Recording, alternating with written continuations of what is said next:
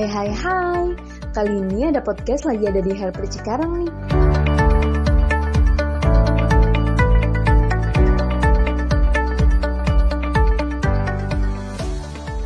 Cocok banget buat kalian yang mau healing dan pastinya relax dari aktivitas kalian sehari-hari.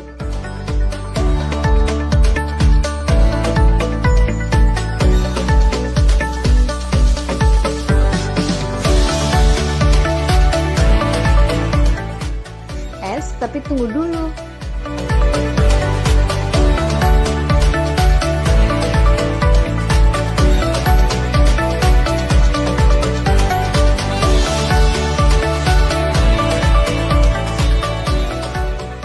Guys, sebelum kalian nonton video ini sampai habis, jangan lupa klik tombol subscribe-nya ya.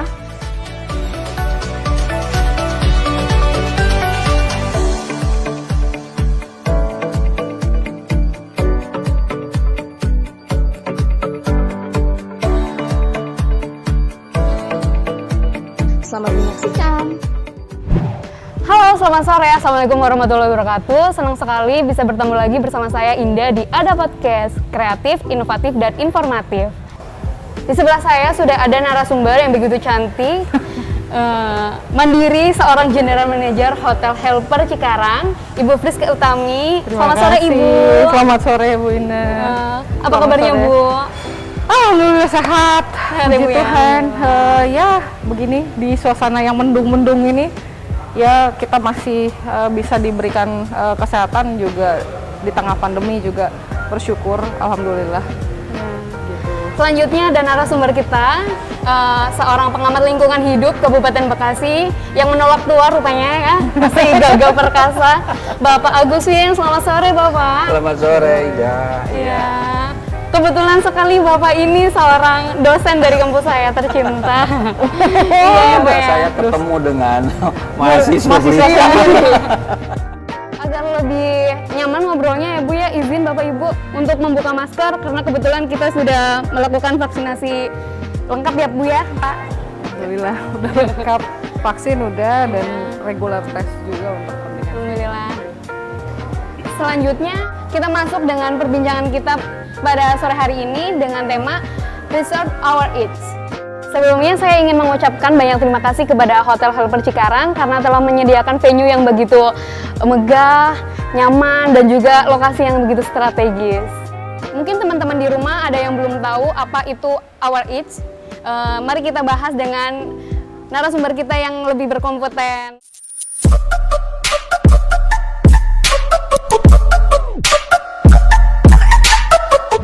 Langsung aja Pak, ini mungkin teman-teman di rumah pada penasaran apa itu Each Hour ya Pak ya. Informasinya ini Bapak itu sudah aktif menjadi aktivis dan juga pengamat lingkungan hidup ya Pak ya. Kalau boleh tahu seberapa penting sih Pak menjadi aktivis lingkungan hidup itu tersebut? Oh iya, baik, terima kasih. Ketika bicara seberapa penting menjadi aktivis lingkungan hidup, ini sangatlah penting ya. Karena dari awal disampaikan, saya sebagai seorang akademisi sekaligus praktisi tentunya ingin apa yang sampaikan kepada kawan-kawan mahasiswa di kampus ini terimplementasi juga di dunia nyata. Dan memang ini harus seperti itu, nggak boleh bicara teoritis. Kadang-kadang di kampus itu mereka punya konsepnya bagus, tapi implementasi di lapangan itu tidak ada. Makanya saya, walaupun ini sudah dimulai dari 3 tahun yang lalu, konsen di tahun ini fokus untuk ngawal regulasi terkait lingkungan ini, ya. Jadi bagaimana caranya supaya lingkungan kita ini benar-benar terjaga? Karena ini tidak selesai loh sampai sekarang masalah lingkungan di Indonesia ini, ya tidak selesai dan harus ada upaya nyata. Dan salah satunya mungkin nanti dari Harper ini, ya dari pihak Harper ini. Dan saya yakin sudah ada tindakan-tindakan nyata. Tadi saya sudah bicara di awal, luar biasa ini tindakannya. Iya, sudah terjadi. Tapi ada hal-hal yang memang secara prinsip memang ini harus saya sampaikan. Harus saya sampaikan. Jadi tadi sangat penting sekali ini, ya. Jadi saya sebagai aktivis akan mengingatkan semua warga saya ingatkan. Jadi kalau bicara jalan-jalan saya dengan siapapun, saya akan bicara nih bagaimana pengelolaan sampahnya, bagaimana lingkungannya. Karena setiap saya jalan-jalan itu miris ya. Saluran, banyak sampahnya. Termasuk ketika kita berkunjung ke misalkan pemerintahan kita. Coba lihat dah di situ, ada tong sampahnya. Lihat sampah yang berwarna itu, tong yang berwarna itu isinya bagaimana? Semuanya sama. Padahal aturannya nggak boleh seperti itu. Itulah yang membuat saya tertarik. Ini harus dinyatakan, ini harus dibuktikan. Makanya saya selalu mengingatkan ke semua, ayo mulai. Karena ini sudah krisis Bekasi ini. Sudah, kalau dibilang ini sudah ini bencana sebenarnya. Kita nih nunggu bencana sebenarnya kalau ini dibiarkan. Nanti akan saya cerita banyak ini bagaimana pengelolaannya di Bekasi ya. Iya. Jadi harus balance ya Pak ya antara materi dan juga prakteknya. Betul. Jangan bicara teori. Iya, jago teori, prakteknya kan? tidak. Ya, dan saya sudah buktikan dengan para petani yang sudah tergabung di dalam lembaga koperasi. Itu mereka sudah membuktikan bisa mengelola sampahnya sendiri minimal. Dan nantinya bisa mengingatkan kepada yang lain. Itu penting. Jangan sampai saya bicara, yang benar buang sampah. Saya sendiri tidak praktek. Punten nanti ya, saya bicara terkait minuman ini akan saya habiskan minuman. Berarti apa? Saya peduli orang Cibarusah sampai sekarang krisis air. Jadi kalau minum pakai air mineral, tidak habis itu dibawa. Jangan ditinggalkan di sini. Baru 1/4 tinggalkan di sini pulang. Siapa yang mau minum? Ambil itu, masukin ke tas, bawa pulang. Ya, itu artinya walaupun sedikit, bukti nyata. Ayo kita lakukan.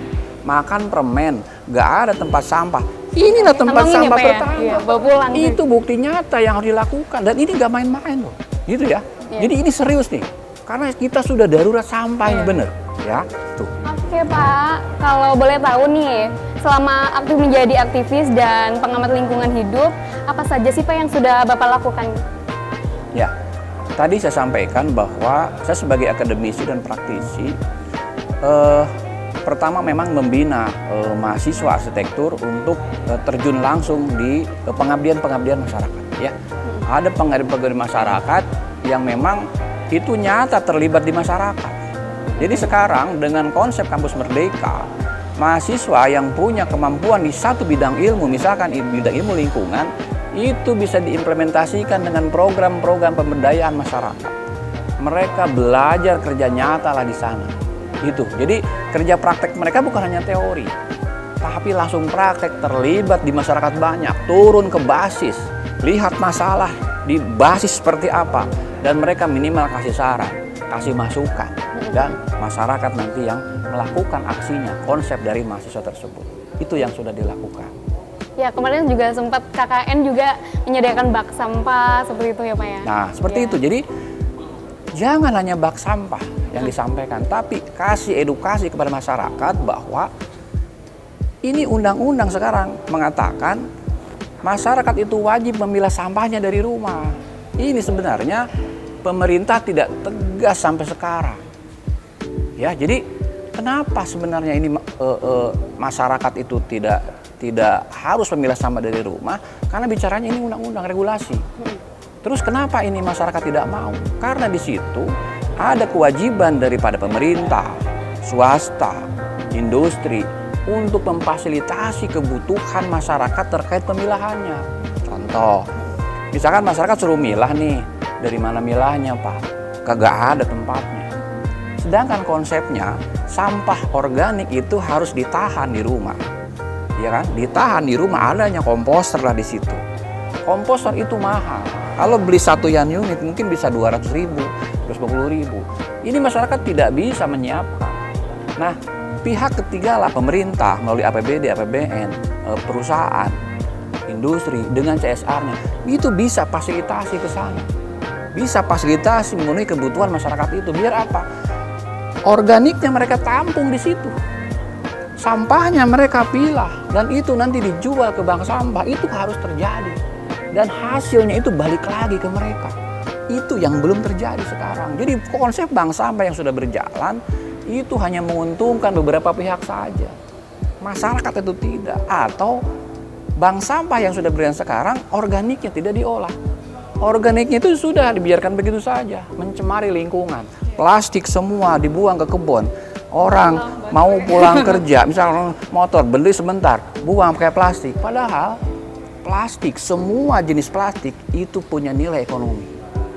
Jadi perusahaan sebenarnya kalau merujuk kepada undang-undang, plastik ini kewajibannya perusahaan untuk menarik kembali. Karena kan susah didaur ulang ini plastik. Plastik susah didaur ulang.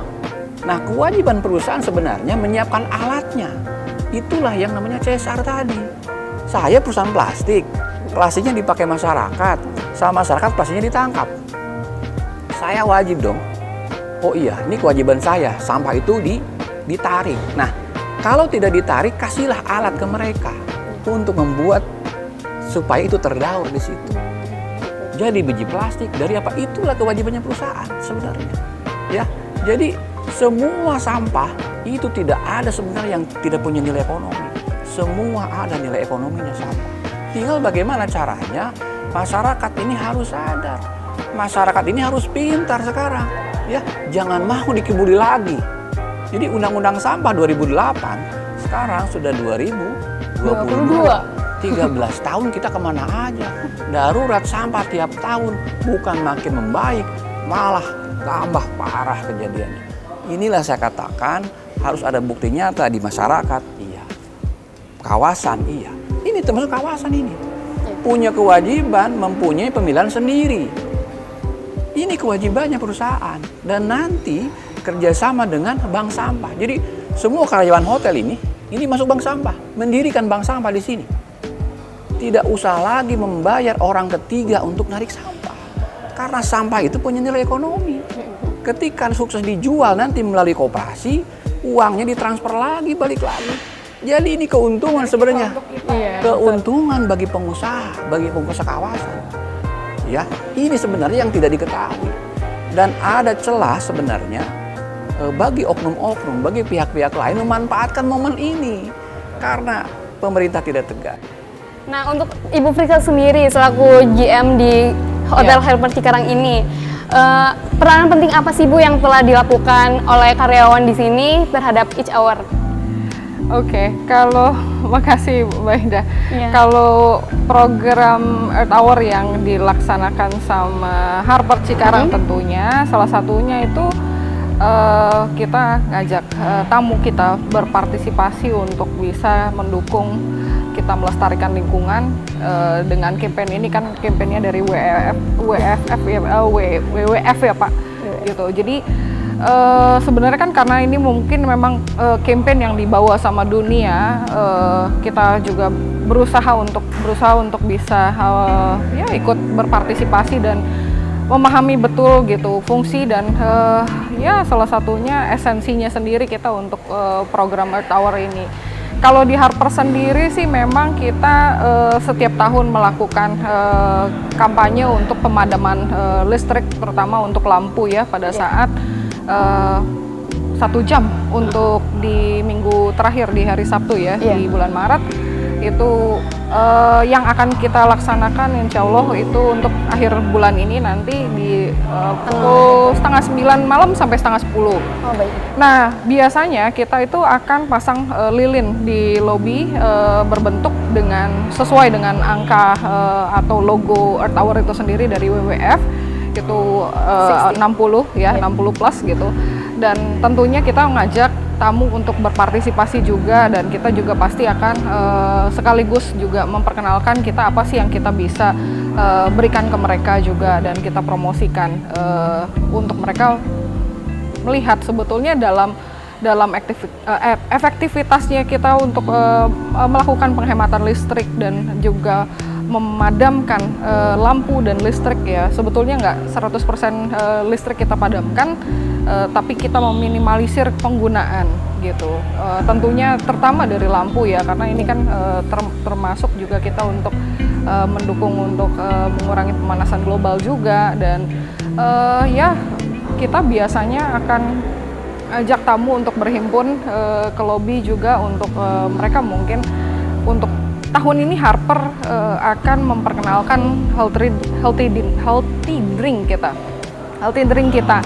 Jadi itu minuman yang menghangatkan di cuaca seperti ini juga, di mana kita akan edukasi juga tamu kenapa sih penting kita untuk mensupport Earth Hour ini sendiri untuk kita menyelamatkan bumi ya, dalam kontekstual pastinya untuk pelestarian lingkungan gitu. Nah ini tadi yang saya sampaikan Mbak Indah. Oh iya. Ini yang dikatakan minuman sehat ya. Minuman sehat. Ya. Cocok ya Bu diminum. Cocok banget di cuaca Oke. kayak begini. Terus Mirip kopi sebenarnya. nggak tahu ini mungkin terlalu bersemangat kayaknya. Ini lebih ke jahe sih Pak. Jadi memang untuk menyegarkan Selain itu ya, juga kesehatan ya Bu ya. pastinya. Mungkin bisa silahkan kalau mau dicoba. Boleh diminum. Boleh. Boleh silahkan. Permisi ya Bu ya. Oh, luar biasa. Ini harus disediakan oleh Hotel Harper ya. Betul.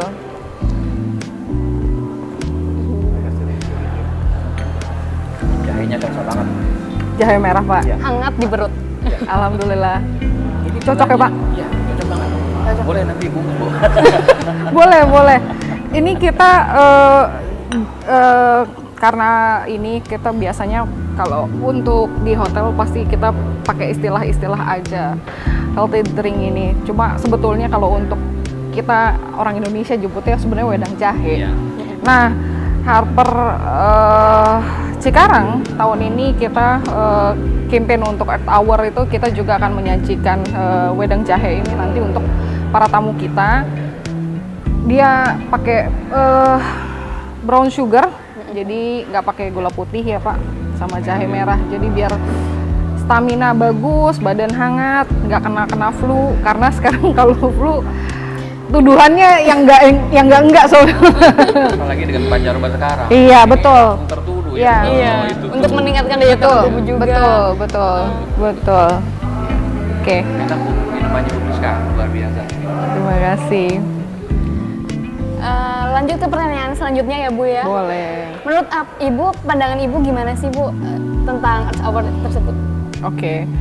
Kalau pandangan saya sih Mbak Indah gini, kalau kita tuh sebetulnya perlu sekali ya mengerti untuk bagaimana sih kita untuk menyelamatkan bumi ini. Sebisa mungkin apapun yang kampanye positif atau gagasan dari dunia atau dari negara atau dari pemerintah lokal bahkan kita akan ikuti gitu. Kalau misalkan untuk misinya selain untuk Earth Hour ini kita udah banyak beberapa hal yang tadi mungkin saya udah sempat diskusikan sih sebenarnya Bapak Guswin terkait isu sampah, tentunya pengelolaan limbah ya, lebih ke arah pengelolaan limbah.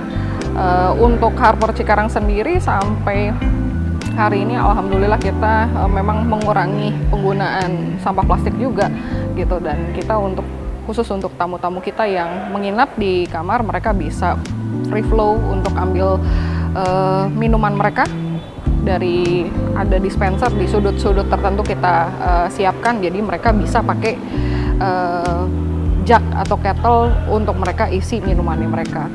Kalau Earth Hour ini kan memang salah satunya kan kita mendukung untuk dari ya efek kalau orang anak-anak zaman sekarang ngomongnya efek rumah kaca ya Pak ya, salah satunya gitu, dan kita juga bisa kita berharap kita bisa ya kita bawa tamu kita untuk lebih dekat lagi dengan keluarga, lebih hangat lagi dengan kita memadamkan lampu atau listrik untuk mereka bisa lebih banyak berdiskusi tanpa mereka harus terfokus dengan ya mungkin televisi atau mungkin hal lain yang mungkin era sekarang sangat dirindukan gitu. Dan Harper memang kita biasanya menyambut tamu kita untuk mereka bisa kumpul di lobi, untuk mereka bisa ngobrol sama keluarganya, untuk mereka dinner ya, buat suasana yang lebih hangat aja gitu. Malah jadi lebih mendekatkan diri ya Bu ya. Iya, biar jadi nggak fokus sama gadget, Ya, betul. Ya biasanya kalau udah ke gadget udah fokus. Iya itu dia. Karena kalau sekarang itu kan era sekarang itu sama ya mungkin kita mundur ke 10 tahun yang lalu itu sudah sangat signifikan berbeda ya. Jadi memang kita semuanya sebagai ya manusia yang tinggal di bumi, ya kita juga wajib kita punya salah satu misi yang bisa mendukung keselamatan, kelestarian lingkungan kita gitu. Melihat kompetennya Bapak di bidang lingkungan hidup sebagai aktivis, udah berapa lama sih Pak Bapak aktif? Iya, jadi terkait apa tadi aktif ya.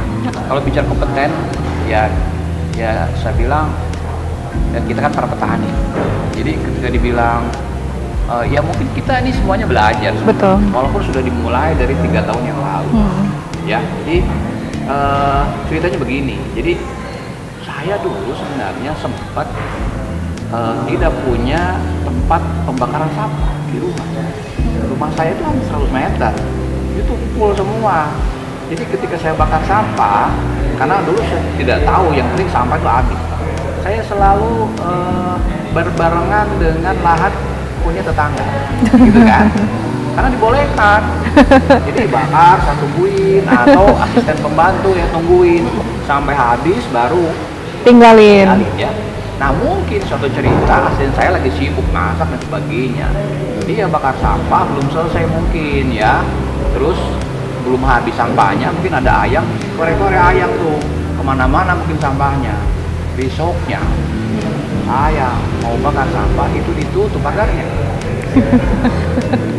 Dari situlah saya mulai berpikir bahwa ini masalah sampah itu luar biasa. Maksudnya saya baru satu kasus, berarti yang lain pun sama. Panjang. Dari situ saya mulai berpikir bahwa memang sampah itu harus kita kelola mau tidak mau. Karena yang paling bermasalah itu sampah organik. Sampah yang menimbulkan bau. Kepala-kepala ikan, sisa-sisa nasi, sisa-sisa buah-buahan apa, itulah yang memang menimbulkan banyak masalah. Lalat hijau semuanya itu akan ke sana kan. Larva. Nah, mulai dari situlah saya di searching di YouTube ada yang namanya komposter. Ya, ada komposter. Saya beli obat mikrobanya dari toko-toko juga ada. Jadi sampah itu memang dia tidak habis. Ya, jadi kalau dengan memakai ibaratkan ada pupuk cairnya tuh di situ. Jadi setiap kali ditambah itu sampah turun. Tapi dia menghasilkan air di bawahnya. Jadi setiap hari saya panen itu pupuk cair. Ya, kenapa tidak bau? Karena memang ada unsur boleh dibilang mikrobanya yang kita beli. Ya. Tidak bau dan itu bisa dipanen sampahnya. Nah ternyata itu sekarang diberlakukan, maksudnya memang itulah konsepnya sekarang. Jadi masyarakat kalau bisa nahan sampah 1 bulan di komposter, berarti masalah kurang kayak gini selesai sebenarnya. Karena kan masalahnya itu, sampah bercampur, konsepnya paradigma lama, kumpul, angkut, buang. Semua sampah itu di sana dibuang. Iya. Dan tidak ada pemberdayaan di sana. Padahal masyarakat wajib memilah sampah dari rumah. Itu pasal 12 Undang-Undang Persampahan. Saya hafal betul. Itu wajib milah yang berwawasan lingkungan. Jadi saya kalau bakar sampah itu juga salah. Iya. Begitupun dengan kawasan perusahaan sama. Harus punya tempat pemilahan sendiri. Dan nanti sampahnya itu yang memang jadi sumber ekonomi. Makanya pemerintah sekarang bagaimana caranya bank sampah ini maksimal berfungsi. Ya, maksimal berfungsi. Maksudnya apa? Sumber ekonomi ini jangan hanya beberapa pihak saja yang ambil untung. Balikan itu ke masyarakat supaya apa? Tanggung jawab dia mengelola sampah, hasilnya balikan lagi ke dia. Iya. Itulah sebenarnya konsep yang harus dilaksanakan sekarang. Jadi walaupun belum banyak, tapi sudah mulai berjalan. Ya, jadi menahan sampah di rumah yang organik gitu ya, supaya tidak buang ke TPA, ya, tidak bayar iuran sampah. Berarti kan menurunkan pengeluaran ekonominya. Betul. Kemudian sampah yang punya nilai ekonomi, kardusnya, botolnya dia kumpulkan setiap berapa minggu kalau sudah penuh dia angkut ke bank sampah, ditimbang jadi tabungan. Itu bisa diambil bulanan, 3 bulanan atau 10 hari sebelum lebaran. Iya. Kebayang ya? Iya. 10 hari sebelum lebaran dia ngitung sampahnya kan banyak. Itu kan bisa bukan hanya beli daging saja ya. Semua kebutuhan pokok itu bisa dibeli dari situ. Yeah. Itulah fungsinya tabungan lewat bank sampah. Nah, saya sangat berharap Hotel Harper ini pun membuat bank sampah. Nanti terintegrasi dengan Starbucks-nya semua. Itu terkelola di sini. nanti bank sampah inilah nanti yang kerjasama dengan koperasi menjual sampahnya ke obstaker atau perusahaan daur ulang, nanti hasilnya akan ditransfer lagi.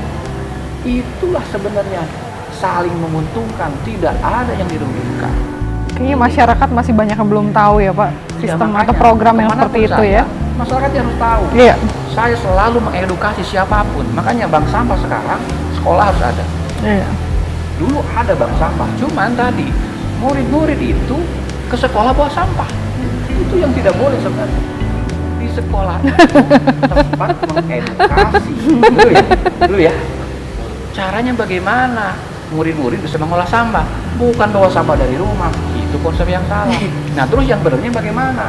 Setelah murid-murid anak-anak ini diedukasi di sekolah, dia pulang ke rumah, maka anak itu mengedukasi orang tuanya. Nah, di orang tuanya lah disiapkan komposter. Iya. Dan komposter itu menjadi targetannya perusahaan melalui CSR-nya masuk ke situ. Jadi bank sampah buat proposal ke perusahaan nantinya bahwa ini butuh komposter rumah-rumah ini. Dalam artian itu orang tuanya murid di sekolah.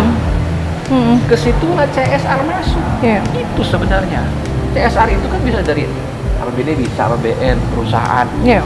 Itu efektif masuk ke situ. Itulah yang sekarang belum bisa dimaksimalkan.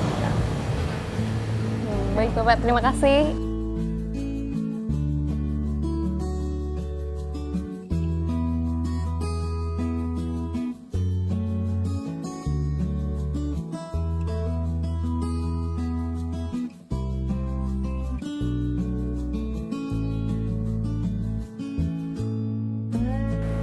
Wah, mantep banget Bu jahenya, terima kasih. Nah, dari tadi kan kita udah asik nih bahas bank sampah ya Bu ya Pak. Kalau boleh tahu menurut Ibu Friska sendiri, gimana sih Bu menurut pendapat Ibu tentang bank sampah tersebut? Aduh, sebenarnya tertarik banget ya karena ini banyak ilmu baru nih yang kita dapetin sebetulnya. Karena memang hotel ini kan juga termasuk ini ya, termasuk satu tempat atau mungkin ya kawasan atau lingkungan yang juga harus menjaga ini ya masalah sampah kita juga, karena di hotel itu biasanya ada 3 kategori sampah kalau untuk hotel ya. Jadi di hotel itu ada sampah kering, sampah basah, dan kita juga ada sampah yang kita biasanya sebut B3, karena B3 ini hubungannya kalau untuk hotel ya seperti bohlam yang sudah tidak terpakai, baterai, karena kan kita mungkin ada beberapa alat yang menggunakan baterai juga. Terus ya termasuk untuk minyak-minyak bekas ya yang mungkin sekarang masih dicari semua orang juga ya. Ini sih sangat bagus ya, sangat menarik. Itu kita juga pasti akan berusaha untuk bisa kita coba lakukan, implementasikan untuk Harper, karena kalau untuk sampah basah ini sendiri itu kan yang tadi Pak Guswin udah sempat info ya, karena sebetulnya banyak sekali hal menarik yang bisa kita lakukan gitu, yang mungkin kita sendiri sebagai pelaku di sini juga bisa bantu untuk kesejahteraan karyawan juga ya Pak ya, karena kan kita setiap harinya kan itu akan selalu ada sampah basah. Jadi contohnya, karena kan hotel itu kan biasanya kan kita ada sarapan pagi. Sarapan pagi di situ kita ada buah yang kita potong. Tentunya kan pasti ada sisa buahnya. Ada ikan yang kita sajikan, untuk kepala dan lain-lainnya pasti juga ada.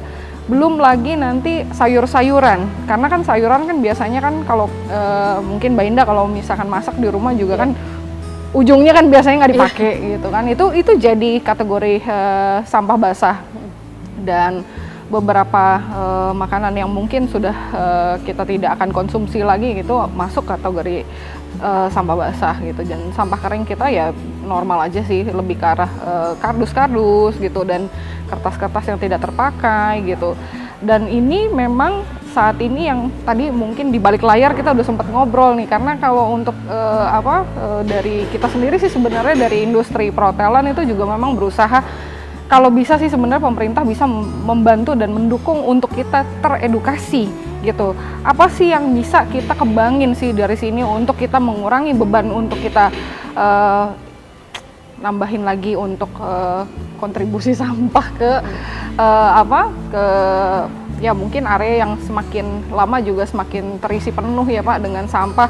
Apalagi kalau misalkan kita perhatiin sebetulnya jujur aja Mbak Indah ya, karena kalau misalkan sebelum saya masuk hotel sama nih kayak Pak Agus Win, saya ngertinya ya sampah itu ya udah dijadiin satu kantong atau satu tempat sampah sendiri.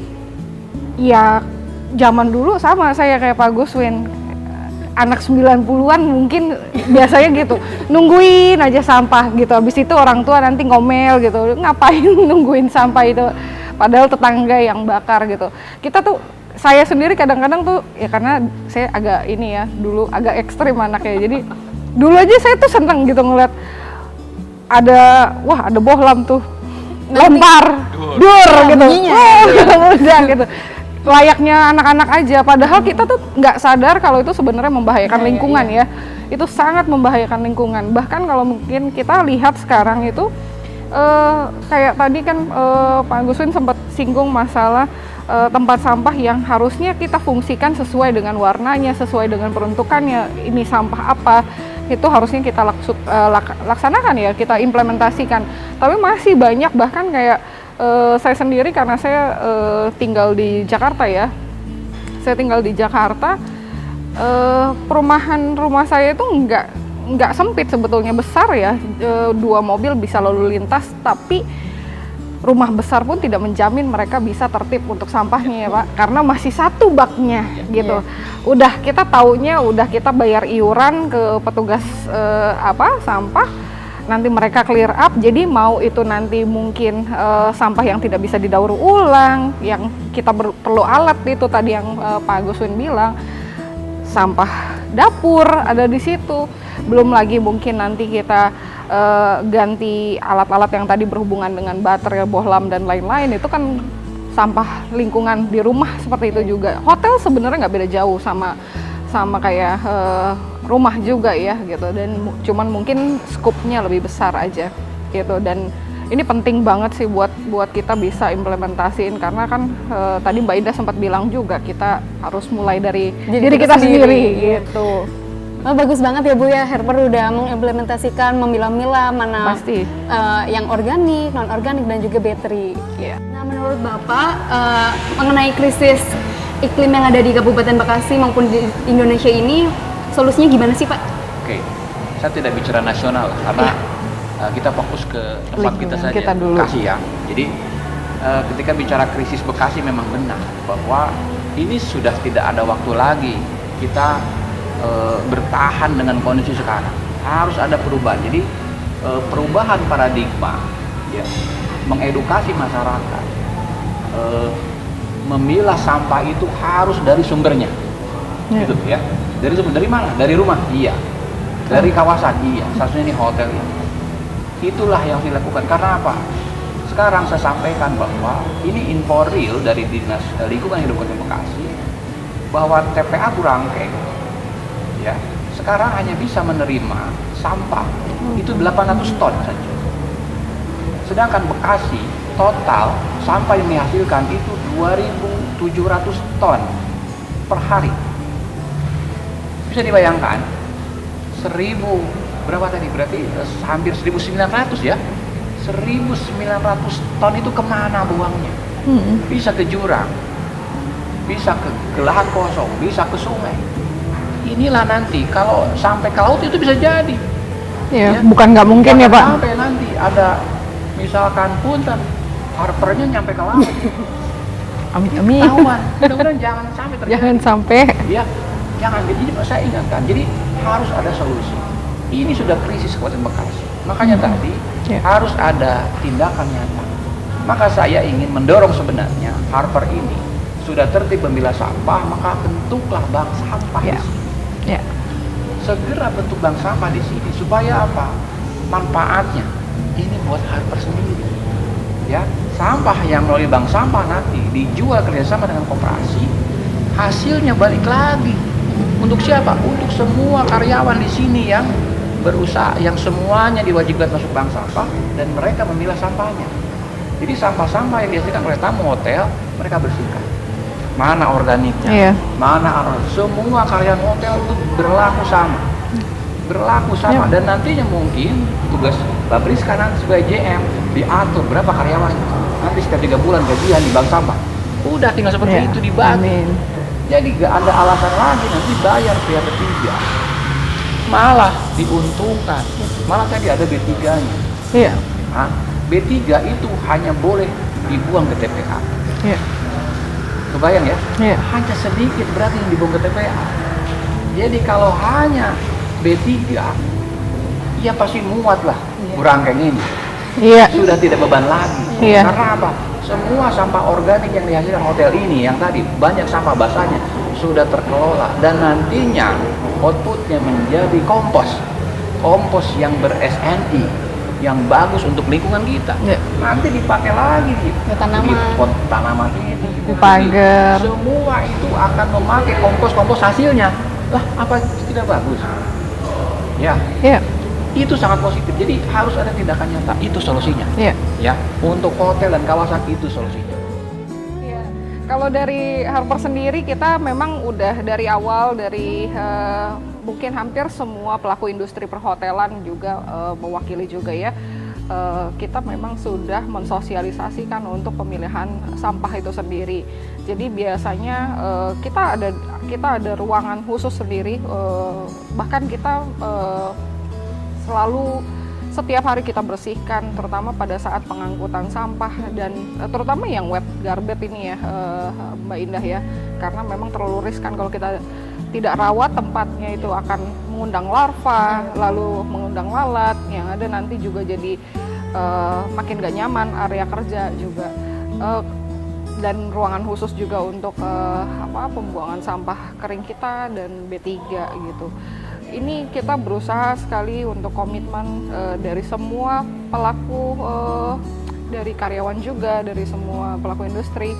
Kita komitmen untuk kita bisa paling tidak mengurangi beban teman-teman kita yang membantu untuk membuang sampah ini juga, yang sebagai vendor sih sebenarnya orang ketiga ya sebetulnya, untuk bisa memilah-milih gitu antara sampah yang organik dan non-organik gitu. Kalau untuk B3 tentunya memang ada treatment khusus untuk itu, karena pencemaran lingkungan lebih riskan dari situ sih sebetulnya gitu. Itu harus ditangani yang lebih expert dan berlisensi ya sebetulnya ya, gitu, seperti itu. Jadi dari hal kecil berdampak besar ya Bu ya, maksudnya Pastinya. mengarah ke perubahan yang lebih baik untuk bumi. Kalau menurut Bapak sendiri seperti apa? Oke, jadi tadi disampaikan di sebelumnya bahwa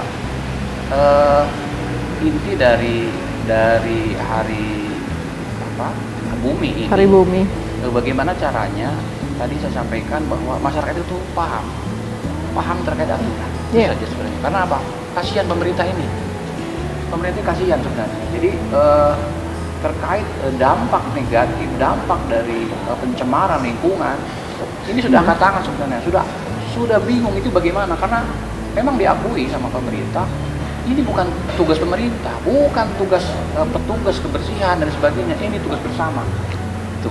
Makanya kalau tidak balik lagi ke aturan, ke regulasi, sepertinya Bekasi akan sulit bangkit dari keterpurukan masalah dampak lingkungan ini. Iya. Ya, akan sangat sulit. Dan tadi krisis bukan hanya sampah, karena sampah ketika tidak dikelola ini berdampak juga kepada air ya. Iya. Air tercemar dan sebagainya. Makanya ini momen musim hujan sebenarnya. Saya sangat berharap, dan mungkin Harper ini sudah punya yang namanya resapan air. Jadi tampungan dari talang-talang air itu harus ditabung Iya. di resapan air, harus ditabung di lubang-lubang biopori. Itu balik lagi, ini harus ada bukti nyata. Bahkan kita butuh air, nanamnya kapan, nabungnya kapan. Dan inilah sebenarnya saya ingatkan kepada semua perusahaan ya, bahwa krisis air, krisis sampah, ayo sama-sama kita komitmen bersama. Ya, ayo sama-sama kita kompak untuk Bekasi ini lebih baik. Ya, Bekasi berseka ya, Bekasi bersih. Dan ini memang harus kita dukung bersama. Ya, kita laksanakan aturan regulasi, kita bantu pemerintah. Ya, kita bantu pemerintah karena ini untuk kebaikan kita bersama. Dan saya sangat ini dengan Harper ya, luar biasa nih komitmennya. Jadi Makasih saya banyak, harap dorong nanti ada bank sampah di Harper ini. Amin. Karena Amin. tadi, Segera. bank sampah ini artinya kerjasama dengan pemerintah. Jadi lembaga sosial yang difasilitasi pemerintah. Ya, nanti harus ada izin sebenarnya. Iya, Dan betul. nanti ketika sudah berizin, manfaatnya saya kira akan dirasakan oleh seluruh karyawan Harper. Pasti, pasti. Ya, jadi saya sangat berharap mendorong Harper dibentuknya bank sampah. So, jadi pada intinya dengan Bekasi krisis banyak kasus dan hari ini terjadi penyegelan bank sampah di Desa Kalijaya. Ini bukti nyata pemerintah serius ini, serius ya, serius terkait bagaimana cara mengelola sampah yang baik, bagaimana memfungsikan bank sampah yang sebenarnya.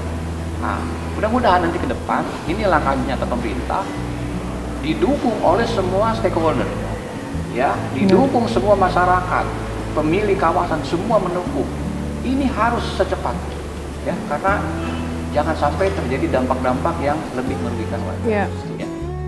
Ya kalau dari kita sendiri sih sebenarnya memang kita harus percaya sih semua kebaikan yang kita lakukan itu pasti hasilnya juga akan kembali lagi ke kita, dan yang paling penting untuk keturunan berikutnya, untuk generasi berikutnya ya.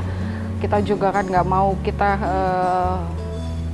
dari bumi kita sendiri itu tercemar dengan lingkungan, dan mungkin kita melihat masa depan jadi ya bahkan mungkin tempat wisata jadi udah nggak enak lagi di visit, udah nggak enak lagi dikunjungin mungkin karena udah banyaknya kerusakan ekosistem ya terutama gitu. Jadi semoga kita bisa menjaga bumi lebih baik lagi dan kita lebih teredukasi juga, karena tadi input dari Pak Agus ini juga banyak banget itu hal yang bisa mengedukasi kita udah biar kita bisa lebih melek lagi untuk bisa lebih menjaga bumi ini.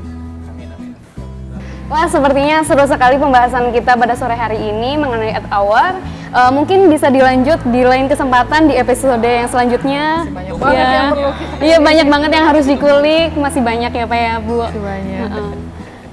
Nah, kesimpulannya di Hari Bumi ini, Earth Hour, kita bisa melakukan hal-hal dari yang kecil dari diri kita sendiri seperti menghemat listrik, tidak membuang sampah sembarangan, menghemat air, dan lain-lain. Berhubung hari ini adalah Hari Earth Hour, mungkin ada quotes dari Bapak dan Ibu? Kalau dari saya sih masih simpel aja sih. Bumi ini milik kita, untuk kita dan untuk generasi berikutnya. Jadi kita harus bisa menjaga untuk generasi berikutnya mulai dari kita. Terima kasih Ibu. Bapak, silakan. Sepakat dengan Ibu Priska, ya. Jadi ayo kita jaga alam kita, dan insya Allah memang dengan kita menjaga alam, alam pun akan menjaga kita. Betul, setuju. Ya, seperti itu. Terima kasih, kami pamit undur diri. Sampai jumpa di Ada Podcast selanjutnya. Mari bersama-sama melestarikan bumi kita.